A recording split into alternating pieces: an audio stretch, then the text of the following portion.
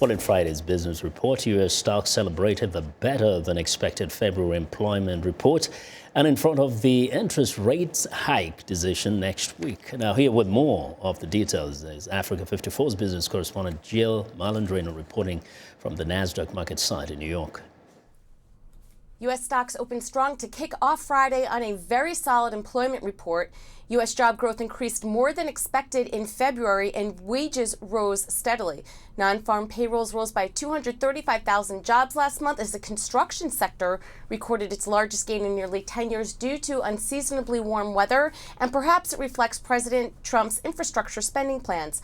The unemployment rate fell 0.1% to 4.7%, even as more people entered the labor market, encouraged by the hiring spree. With that, attention turns to the Fed meeting next week, where it will deliver its decision on interest rates. Traders continue to bet overwhelmingly on a March rate hike and give a better than even chance of 2 more rate hikes over the course of the year, with a small chance of a 4th hike based on the price of Fed funds futures contracts traded at the CME Group. Outside of the Fed, there are some important data points to be aware of, including retail sales for February on Wednesday morning. In addition, the debt ceiling suspension expires at the end of Wednesday. This means our Treasury Secretary will have to start an official juggling act to ensure the country can continue to keep paying all of its bills in full and on time. After the current suspension expires, the debt ceiling should reset a little north of $20 trillion next Thursday.